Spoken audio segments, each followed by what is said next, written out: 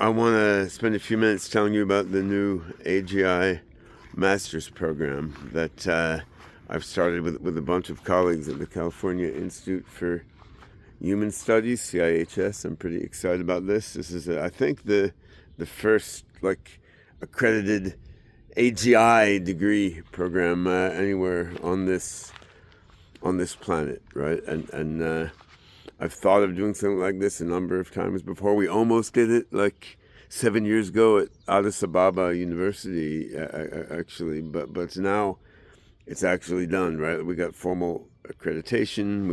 We have a small number of us lined up as the initial faculty, and we've got it all organized. We're recruiting the first students, right? And I think it's extremely timely at this point that AGI is emerging from the sort of early phases when it was mostly about thinking about how to make AGI and theorizing about it, doing math, doing conceptual work, making small prototypes. I mean, AGI is now emerging into a new phase where we're building systems that are palpably proto-AGI systems, and we can see the construction of full-on AGI systems as something that could be quite close by on the horizon, right? So in this new phase, when AGI is palpably getting really near, it seems like a perfect time to be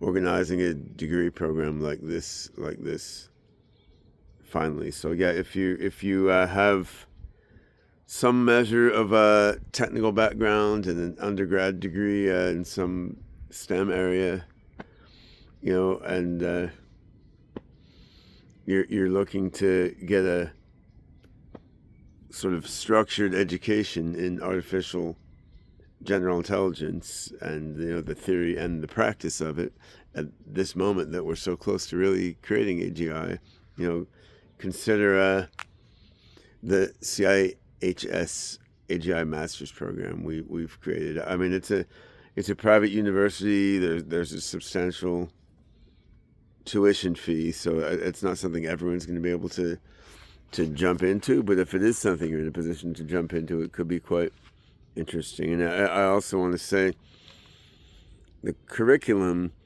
we're going to be developing for this master's program, that curriculum is just going to be put out there freely and openly for everyone to use, right? And part of the reason I was excited to proceed with making this degree program now is as a pressurization to put all this curriculum together, because I've had a bunch of 3/4 baked AGI curriculum prepared for a long time, and been so busy with other things like trying to actually make AGI that I haven't put this curriculum into a final form. So having an actual course with actual students there, it's a good forcing function to make the curriculum ready, and the curriculum can be put out there for everybody to use, whether or not they want to or are in a position to jump into the formal degree program. I've also heard from universities in various countries around the world that they're interested in taking what we're doing at CIHS and offering similar AGI degree programs, and there's various ways that I may be able to work with them to make that happen, right? So yeah, quite exciting. But beyond the formal degree program itself, I wanted to say a few words now about how we designed the degree program and why, and how we designed the free and open curriculum we'll be putting online, and why. Because this was a result of a lot of thinking about how do you teach people to engage in the practice of AGI. And I began my career as an academic. I was always teaching other kids and tutoring other kids when I was young, and I started teaching as a grad student in the mid 80s. When I started, I was pretty bad at it. I gradually got less bad. Spent the first 8 years of my career, 9 years or something, as a university professor in math, computer science, and then cognitive science, right? So I've taught AI classes, I've taught a whole bunch of cognitive science, a whole bunch of AI adjacent things. I haven't full on taught courses on AGI before. So we've got 3 different core courses for year 1 of the master's program. One is a core course on AGI, which I'll be teaching.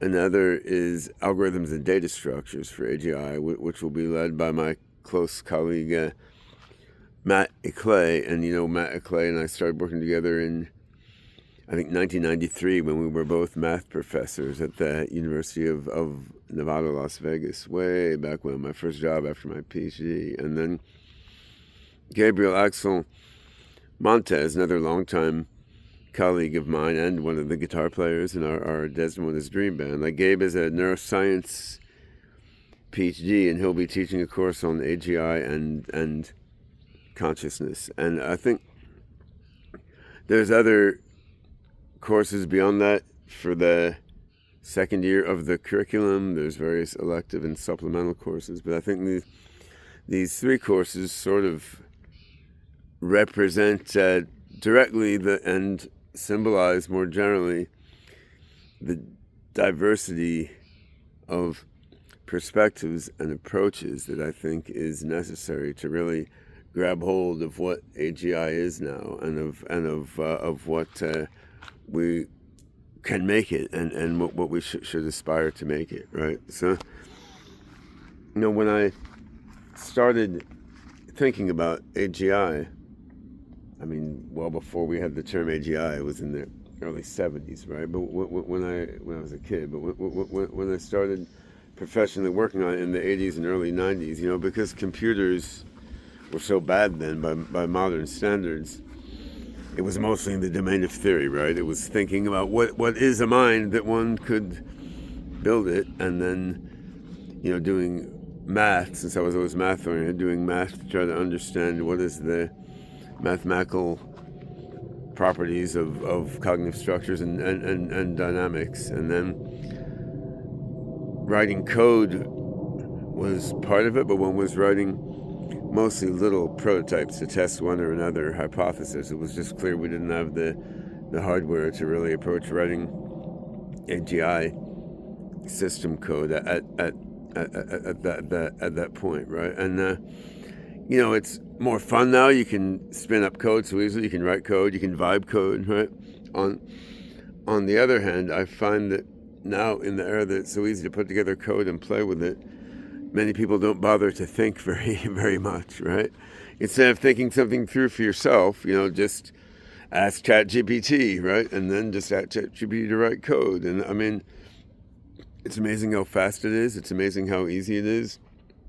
It's also unsurprising how easily that directs you to stuff that has already been done before a lot of times, which is why ChatGPT knows about it. And of course, if you're doing something that isn't that innovative and doesn't need to go that far outside the training distribution of the LLMs, it's fine. But if you're doing something that's innovative and out there by nature, right? I mean, then in the end, just trying one after another hasty experiment guided by the corpus of what's been done before, it's good. It's not quite going to get you there. You need to deeply think about what you're doing and why.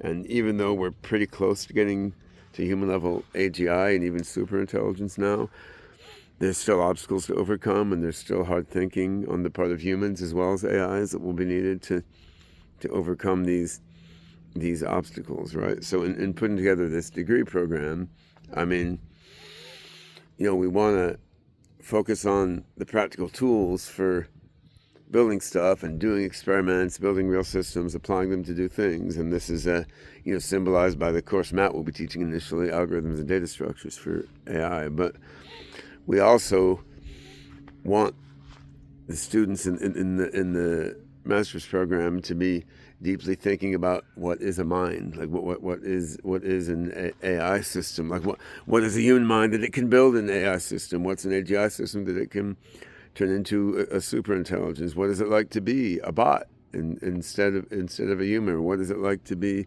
a combined system, like synergizing human and machine intelligence. And this deeper quest will pervade everything in the master's program, including the nitty-gritty algorithm and data structure stuff that Matt teaches to some extent, but it will be heavily dosed in Gabe's course on AGI and consciousness, right? And there's a lot of different perspectives on memory, reasoning, learning, action, social interaction, language, and how they relate to AGI. We're not trying to sell any one perspective, not even mine, in this course, but we're trying to encourage students just to think deeply and laterally about all the conceptual and cross-disciplinary, technical and non-technical issues related to building AGI. And then in my own core course on artificial general intelligence, I mean, I will, as I'm wont to do, I will mix up sort of the technical aspect of formalizing what is AGI, the practical aspect of playing around with the proto-AGI tools and systems, like the Hyperon and predictive coding neural systems I'm working with, and a bunch of others as well, and then the conceptual and deeper cognitive and even philosophical aspects. So yeah, it's quite a mix. It's an ever shifting mix, and it's a mix that will be shaped by all of us in the coming years, including the students in the CIHS master's program, as well as the the consumers of and contributors to the open curriculum that we're developing along with the master's program. I mean, the fun thing with a degree program like this is there's the curriculum, which will be open and should be a big thing in itself, and then in the courses aren't just going to be lecture; they'll be heavily discussion focused. So the back and forth with the students and both the main faculty and the various guest lecturers will bring in. I mean, the back and forth and discussion is really, I guess, the unique thing about enrolling in this sort of degree program, as opposed to consuming the curriculum online. So anyway, I'm psyched about this. I'm grateful to the California Institute for Human Studies with their help in sort of working through the procedures and mechanics of getting an official degree program launch. This is, I think, the first AGI degree program on the planet, not likely to be the last one. And I mean, I've thought a bit about like how useful even our formal degree programs now in this era, when we're about to create AGI and you can learn whatever you want from the internet and connect with whoever you want on the internet. But still, in this era where attention is among the most precious commodities and people's attention is just scattered all over so crazily, I mean, focusing a group of appropriate people's attention on a certain topic and on each other in relation to that topic, I mean, this is a very precious thing, right? And this is what teaching and enrolling in a degree program does, right? I mean, it focuses attention of a group of amazing and relevant people on some particular thing that they all care about. And I mean,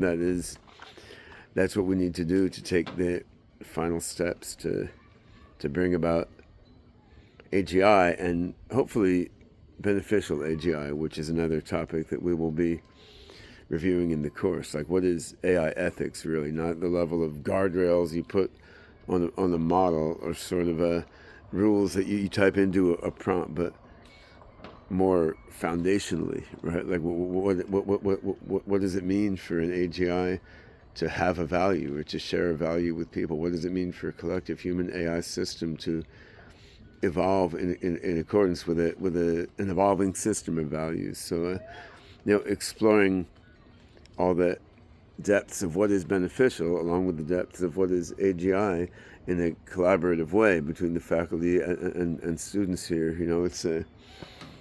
it's going to be a deep and interesting experiment, and I'm psyched to be getting started with it.